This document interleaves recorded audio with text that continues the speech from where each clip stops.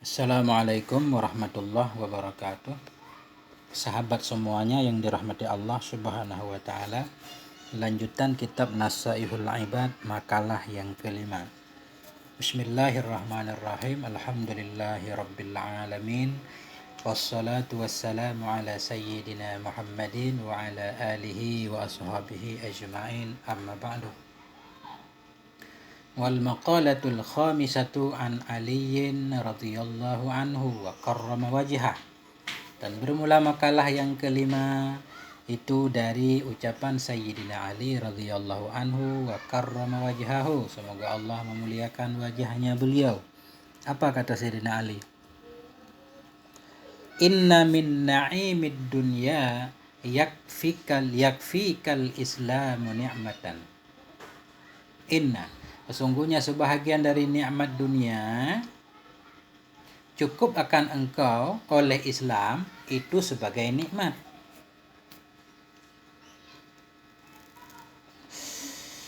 Inna min na'imid dunya, sesungguhnya sebahagian dari nikmat dunia yakfikal Islam, cukuplah kepadamu oleh Islam itu sebagai nikmat. Inna nasab isim rafa' khabar, nikmatan isimnya muakhar, min na'imin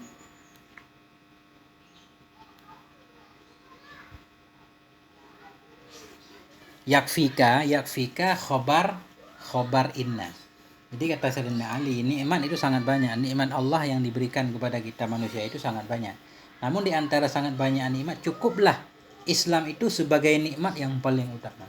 Dengan kita dilahirkan dalam Islam saja itu sudah merupakan nikmat terbesar dari Allah Subhanahu wa taala. Kenapa bisa demikian?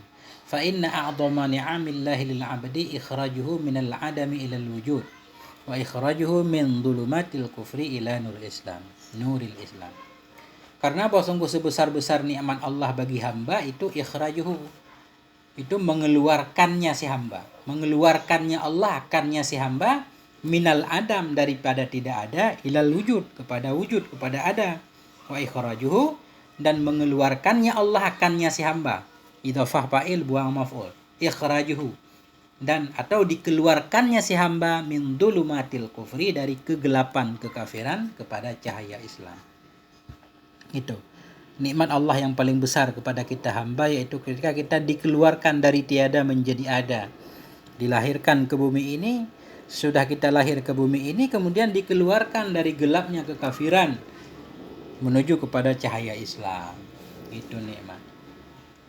Jadi itu sudah cukup untuk membuat kita sibuk bersyukur kepada Allah Subhanahu wa taala terhadap nikmat Islam. Belum lagi nikmat-nikmat yang lain.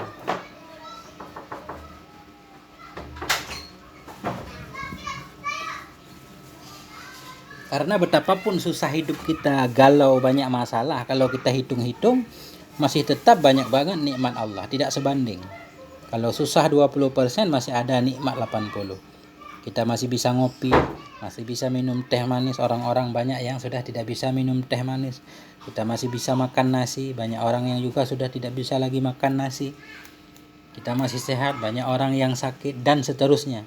Jadi kalau kita hitung-hitung dalam kondisi apapun, tetap kita harus mensyukuri, harus bersyukur kepada Allah Subhanahu wa taala.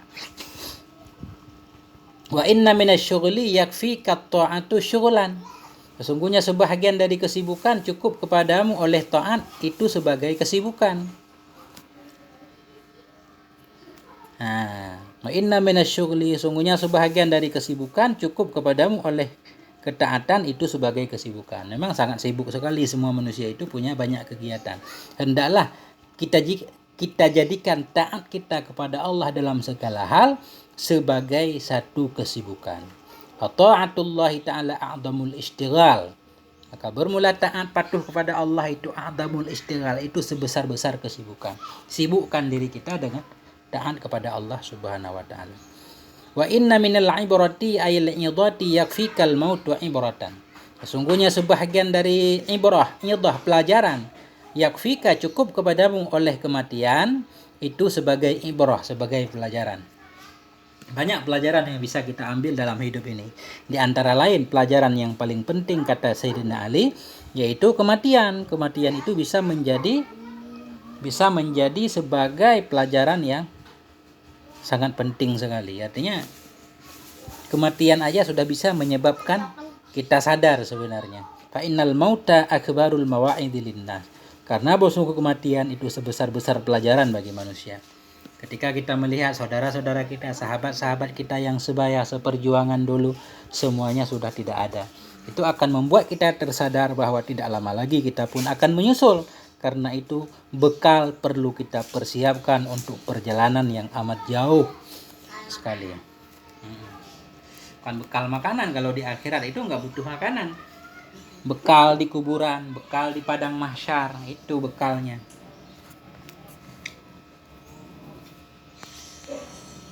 Wal maqalatu sadisatu an Abdullah bin Mas'ud radhiyallahu anhu. Dan bermula makalah yang keenam itu diambil dari ucapan Abdullah bin Mas'ud radhiyallahu anhu. Apa kata beliau? Kam mim mustadrajin bin ni'mah alaihi. Kam mim mustadrajin bin ni'mati alaihi. Kam mim mustadrajin ay ma'khudin qalilan bin ni'mah bi iktsariha alaihi. Berapa banyak dari orang-orang yang mustadraj, yang dibiarkan, ma'khudin kalilan diambil ia, disiksa ia pelan-pelan bin ni'mah dengan sebab nikmat, artinya bi iktsariha dengan sebab dibanyakinnya nikmat alaihi kepadanya. Kata Ibnu Mas'ud, berapa banyak orang-orang yang dia sedang disiksa dengan nikmat. Makin banyak nikmat yang diberikan kepadanya, makin banyak mustajrat, dibiarkan dia. Dibiarkan, diulurkan, tapi enggak sadar. Sebagaimana kata Nabi dalam khabar yang lain, ni'matani maghbunun kasirun minan nas. Ada dua nikmat yang buat banyak manusia itu tertipu. Itu nikmat dan kesehatan dan waktu senggang. Nah, kadang kita diberikan nikmat, rezeki lancar, badan sehat, segala macam semuanya, tapi semuanya malah makin menjauhkan kita dari Allah. Kita jauh dari Allah, ketaatan kurang, maksiat banyak, tapi nikmat Allah juga banyak kepada kita. Kita merasa ini aman-aman aja, padahal inilah kita sedang dimustadraj, sedang dibiarkan oleh Allah. Pada suatu kali ketika kita benar-benar sudah semakin jauh, kita diambil, tidak akan dilepaskan lagi oleh Allah Subhanahu wa taala. Jadi hati-hati kita dengan setiap nikmat Allah.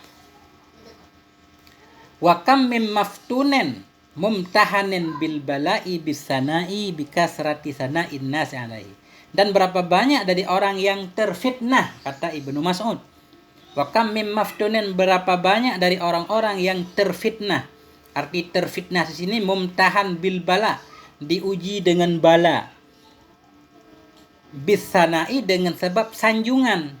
Artinya bikasrati sana'in nas, dengan banyaknya sanjungan manusia alaihi kepadanya. Berapa banyak orang-orang yang terfitnah, kata beliau, dengan sebab manusia banyak memuji kita. Kesana kemari kita dipuji, kita populer, terkenal dengan sebagai orang yang macam-macam lah. Akhirnya semua itu malah menyebabkan kita lalai dan lupa kepada Allah Subhanahu wa taala. Kita dianggap pintar oleh orang lain, padahal kita sebenarnya bodoh. Kita dianggap dermawan, padahal kita sangat pelit sekali. Kita dianggap baik, padahal hati kita jahat. Jadi pujian itu juga bisa menyebabkan seseorang menjadi munafik. Kadang harus menampakkan yang baik-baik, hingga dia selalu menampilkan yang elok-elok di depan orang. Ketika di belakang orang, ketika dia sendiri bersama keluarganya sendiri, justru tidak baik. Ini ujian. Ya, ujian pujian. Wa kam mim maghrurin bitasatturi alaihi. Dan berapa banyak orang mim maghrurin, dan berapa banyak dari orang yang tertipu bitasatturi, dengan sebab ditutup, bisatrillahi uyubi, dengan sebab ditutup oleh Allah aib-aibnya alaihi, di atasnya. Wa kam mim maghrurin, betapa banyak dari orang yang tertipu, kata Ibnu Mas'ud. Mutma'inna qalbuhu, yang tenanglah hatinya fid dunya, tenang hatinya dalam dunia, wa ghafilin anil akhirah, dia lupa kepada akhirat. Banyak orang tertipu, arti tertipu di sini merasa damai di dunia, dia lupa ke akhirat dengan sebab aibnya ditutup oleh Allah. Maksiat nggak ada yang tahu, mencuri nggak ada yang tahu, segala macam kesalahannya nggak ada yang tahu. Akhirnya dia merasa tenang-tenang aja, santai-santai aja. Padahal dia itu masuk dalam kategori orang yang tertipu, di mana di akhirat nanti akan menjadi orang yang benar-benar bangkrut. Nah, maka hati-hati ketika kita melakukan satu kesalahan, aib kita nggak ada yang tahu dan tidak menyebabkan kita sadar. Nah, itu bahaya. Kita masuk dalam kategori si magrur, orang yang tertipu. Segeralah kita bertobat kepada Allah Subhanahu wa taala. Nah, akhirul kalam. Mohon maaf atas segala kekurangan. Wallahu a'lam bishawab. Wassalamualaikum warahmatullahi wabarakatuh.